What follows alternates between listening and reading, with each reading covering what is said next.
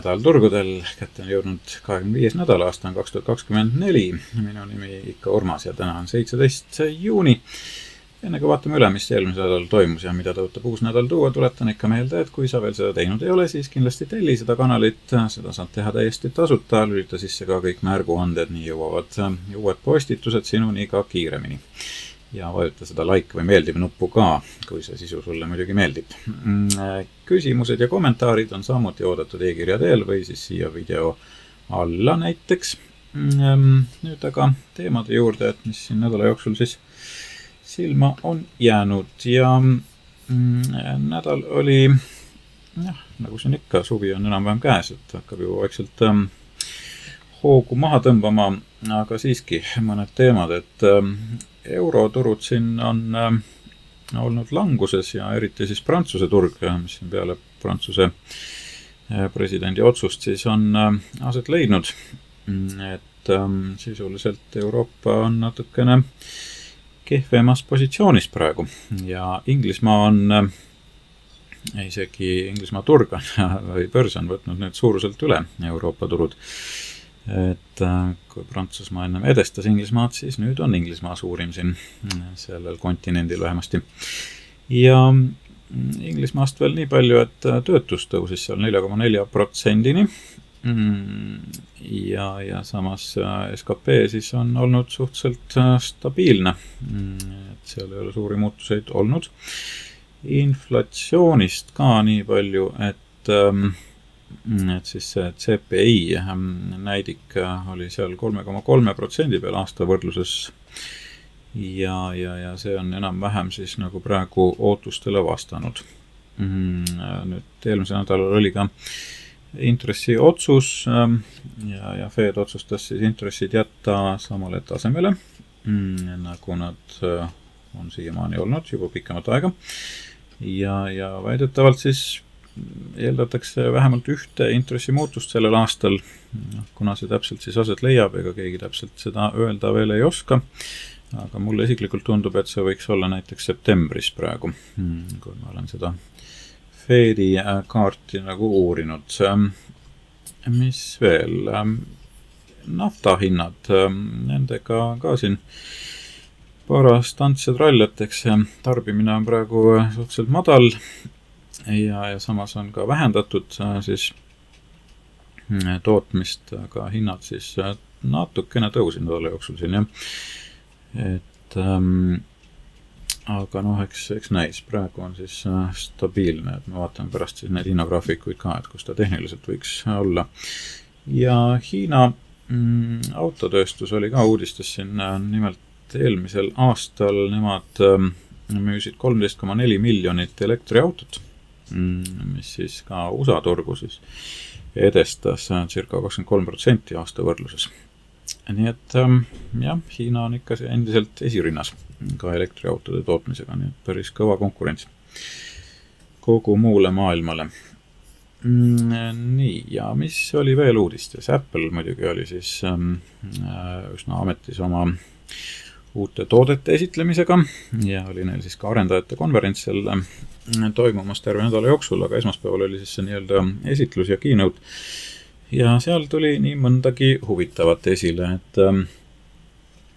nagu ma siin juba mõned kuud tagasi Apple'ist pikemalt rääkisin, et AI saab ilmselt olema fookuses, siis tegelikult tulid nad välja siis oma AI-ga nii-öelda Apple Intelligence tootega, mis on suuresti ikkagi seotud, aga ta on palju personaalsem, kui seni me näinud oleme. Nii et selles mõttes on lähenemine nagu ikka Apple'i puhul väga neile omane, et nad võtavad juba olemasoleva toote ja teevad selle nii-öelda käepärasemaks või mugavamaks või kasulikumaks siis oma tarbijatele ja sellel on päris suur potentsiaal, nii et tegelikult Apple'i puhul ma ütleks, et see on nende uus tulemine ja tegelikult ka nende häälassistendi Siri jaoks on see päris oluline samm edasi. Ehk siis hakkab sealt olema palju suuremat kasu ja tegelikult kui vaadata, siis see nii-öelda AI või Apple Intelligence hakkab olema siis ka uute telefonide põhiline võtmefunktsioon. Et tõenäoliselt see ka suurendab nende uute telefonide müüki siin järgnevatel aastatel päris oluliselt. See on ka oluline samm või oluline asi, mida meeles pidada. Et ja igal juhul uudised olid head ja kogu see intelligents siis saab olema üsna personaalne, seadmepõhine, nagu arvata oli, ja puudutab ta siis iPad, iPhone ja ka Mac arvuteid. Nii et igal juhul mina olen vägagi rõõmus selle sammu üle ja loodan, et Apple suudab siis oma positsiooni ka AI maastikul hoida. Ja muidugi nad teevad ka koostööd siis ChatGPT ehk siis OpenAI-ga ja see on siis osa sellest programmist. Kui palju ja täpselt Apple Intelligence sellest siis rolli mängib, ei oska praegu öelda või kui palju nendel seda in-house on, aga siiski on väljavaated praegu tunduvalt paremad ja muidugi Apple'i aktsia ka reageeris sellele vägagi teravalt, seda me vaatame ka siis hetke pärast. Nüüd Adobe oli ka siin uudistes ja nendegi tulemused olid väga olulised. Eelmisel nädalal oli Adobe'ga välja toodud mul ühe nii-öelda jälgimisnimekirja kandidaadina seal ja tõepoolest ka see üllatas väga positiivselt siin majandustulemuste järel. Et jah, numbrid on vägagi ilusad ja kasvavad nii nagu oodatud või enamgi veel.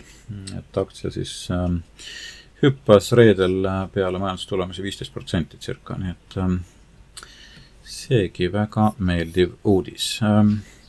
Mis veel uudistest silma jäi, ega siin väga palju nüüd ei olegi otseselt mul uudiseid silma jäänud, et majandustulemusi oli veel, aga midagi sellist väga teravat nagu otseselt silma ei jäänud. Et vaatame siis juba graafikuid, et tehniliselt S&P 500 on meil olnud kasvu muidugi suunal ja eelmine nädal lisas veel täiendavalt kasvu, et lõpetas ta siis nädala seal 5432 punkti peal ja juba käib väga tõsiseid sõnavõtte sellel teemal, et sellel aastal võib S&P 500 jõuda siis circa 6000 punktini. Eks me näe, kuhu see siis lõpuks välja jõuab, aga praegu on tehniliselt seis väga ilus ja ka nädalavaates siis on seis muidugi positiivne juba pikemat aega siin olnud. Hetkel on nüüd tekkinud siia ka natukene sellist lahknevust nii-öelda tehniliselt, et kui oluline pidur see saab olema, ei oska öelda, eelmine lahknevus, mis siin oli septembris, oktoobris, et siis see ei osutunud muidugi määravaks, et vaatame, kuidas see hind praegu siit edasi reageerib. Hetkel nagu muid olulisi märke tehniliselt silma ei jää. Russell küll on aga olnud languses ja ka eelmine nädal langes ta üks jagu, et tegelikult nädala keskel ta siis tegi üsna suure hüppe siin üles, aga sealt jälle taandus ja veelgi madalamale, kui nädal algas. Et eks nende small capidega ongi natuke keeruline, et nende tootlus on ka tunduvalt madalam kui seal large capid ja mid capid, et hetkeseis ei ole väga roosiline, ütleme nii, et väiksemate ettevõtete juurest on kogu suur ja tark raha siis koondumas sinna suuremate juurde. Ja. Sektorite poolest parim sektor nagu ikka tehnoloogia ja tegi siis parimat kasvu ja ületas ka keskmiselt S&P 500.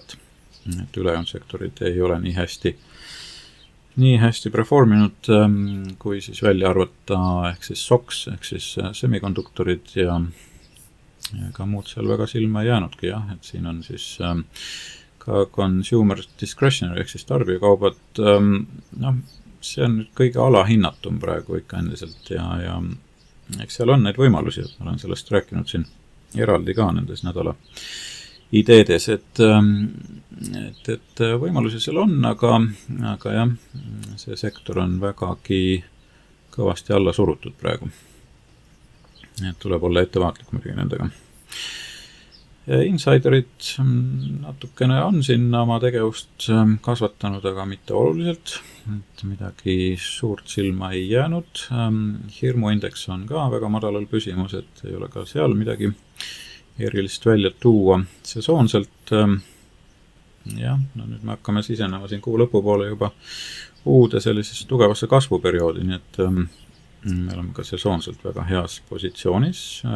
Küll aga tuleb meeles pidada, et sesoonsus töötab päris hästi, aga mitte igal aastal, nii et selles mõttes ta on hea indikaator, aga ei ole alati nii-öelda 100%. Et sellega tuleb arvestada. Kui vaadata sesoonselt nüüd päevakaupa, et siis just siin, kus me täna oleme, 17, 18, 19, et need on hästi tugevad sellised kasvupäevad olnud keskmiselt. Ja siin võib-olla kuu lõpupoole tuleb sellised nõrgemaid päevi ka sisse, aga praegu on pilt suhteliselt ilus. Ja kui vaadata kogu nädalat, et siis 17–23 juuni, et seda siis 5, 7, 10 ja 15 aasta lõikes, siis circa 60–80% on olnud ikkagi kasvu poole, et see nädal peaks olema statistiliselt ka selline kasvunädal, et siin 1,3–1,6% keskelt läbi. Kui vaatame nüüd positsioone, siis tegelikult on hakatud positsioneerima ka commercial positions on liikunud sinna ikkagi neto positiivse poole suunas, et suhteliselt siia nulli lähedale juba eelmise nädala jooksul jõudnud ja kui vaadata siis varahaldureid institutsioone, et siis nemad natukene on positsioone vähendanud nädala jooksul, aga mitte väga oluliselt, et suhteliselt selline stabiilne seis on hetkel, et ei ole väga midagi hirmutavat.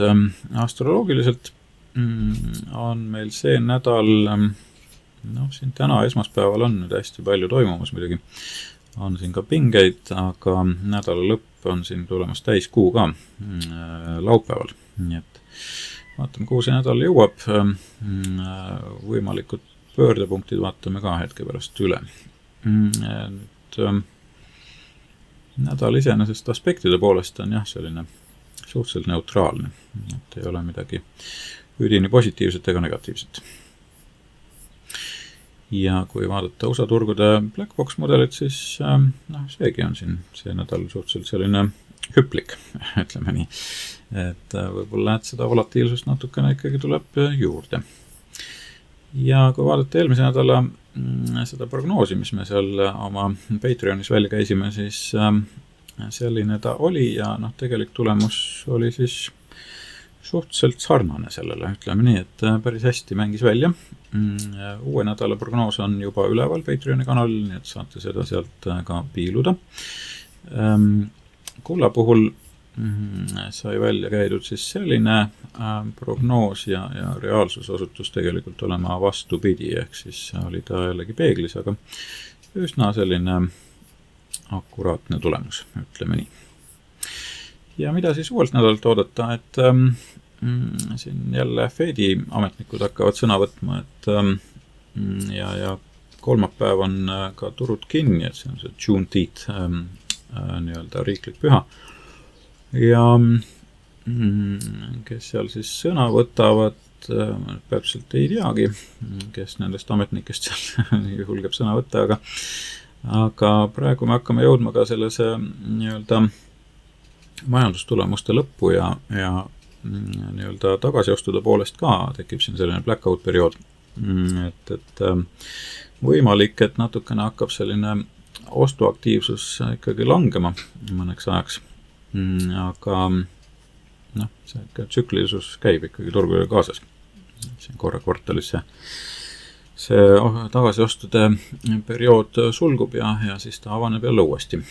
Nüüd majandustulemuste poolest, keda siin võib-olla silmas pidada, on näiteks Lennor ja siis KB Home ja veel ka Kroger ja CarMax on siis need võib-olla mida silmas pidada, aga ei midagi olulist enam. Võtame siis graafikutele ka peale kiirelt, et S&P on olnud siin nüüd mõned päevad juba peale seda tugevat kolmapäevast kasvu. Selline lagi on siin justkui nagu ees, et ei ole siit edasi murdnud, aga kui pöördepunkte vaadata, siis järgmine pöördepunkt on tulemas alles neljapäeval 25. juunil. Et nüüd on huvitav jälgida, et kuna siin eelmine nädal oli siis tugev kasvuperiood, et kas see periood siin järgmise pöördepunktini saab olema siis langusperiood. No jällegi, raske öelda, soovitan vaadata siis ka meie neid nädala prognoose, seal on juba täpsemalt need pöördepunktid võimalikud välja toodud või siis õigemini liikumise trajektoor. Ja neid saab teha siis või vaadata meie Patreoni kanalilt patreon.com/turutrendid. Ja vaatame naftat ka, et nafta siin tõepoolest natukene taastus. Pöördepunkt oli viimane siin reedel. Ja nüüd mulle tundub, et see nädal nafta hind veel peaks langema. Et järgmine pöördepunkt on see 24. Et võib-olla nädala lõpp saab olema suurem languse periood, aga siin on toetuspind jällegi all, et vaatame, ega ta siit võib-olla allapoole 72 ei kipu nagu minema. Ja kulla puhul ma nüüd need võimalikud pöördepunkti tipud ja põhjad vahetasin siin ära, sellepärast et tundus, et tsükkel liigub nagu tagurpidi või pahupidi.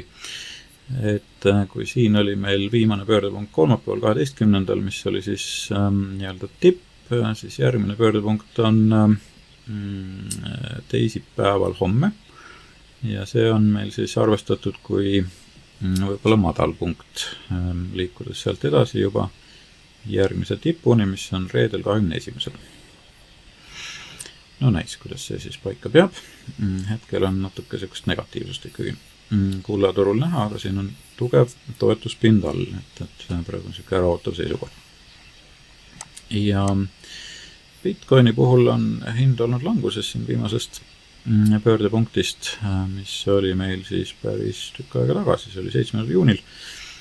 Ja järgmine pöördepunkt on kohe käes homme, 18. Et ma olen suhteliselt positiivselt meelestatud praegu Bitcoini suhtes, et siin on tulemas selline sesoonne väga tugev kasvuperiood ja tõepoolest ma arvan, et siit pöördepunktist hakkab hind ikkagi üles liikuma Bitcoini puhul ka.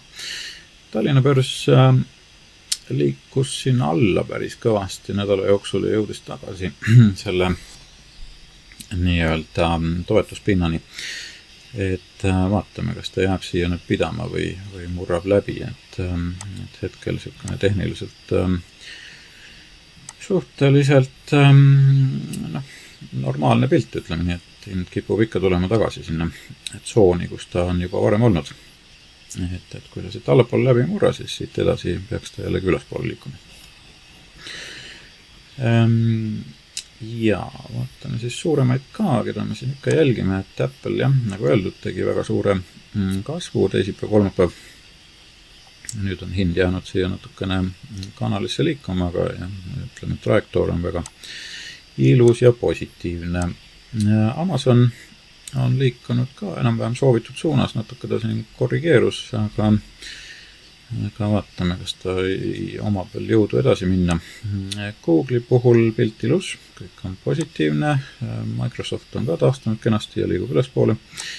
Nvidia samamoodi väga tugev seis ikkagi ja Meta samuti on siin väga kenas kasvuperioodis, natuke korrigeerub praegu hetkel küll, jah, tehniliselt, et võib-olla see nädal olla natuke ettevaatlikum.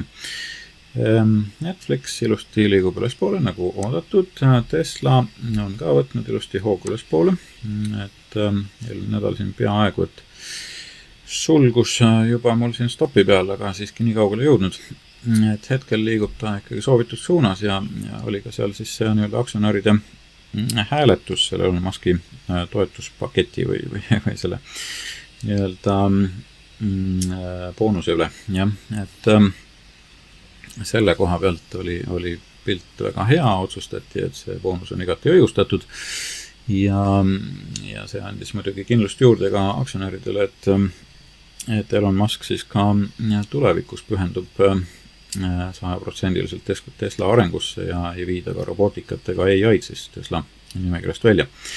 Et see mõjus igal juhul aktsiale väga hästi, hind kosus väga kenasti ja praegu ta liigub sellises sesoonses ootuses, et kui mitte kaugemale, siis siia 200 kanti kuskile, kus on järgmine vastupanu ees.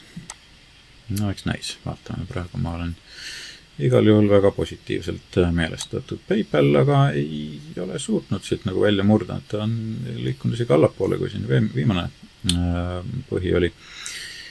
Et ikka püsib veel sellises üsna negatiivses foonis ja eks tuleb natuke veel aega anda. Ei ole veel päris küps.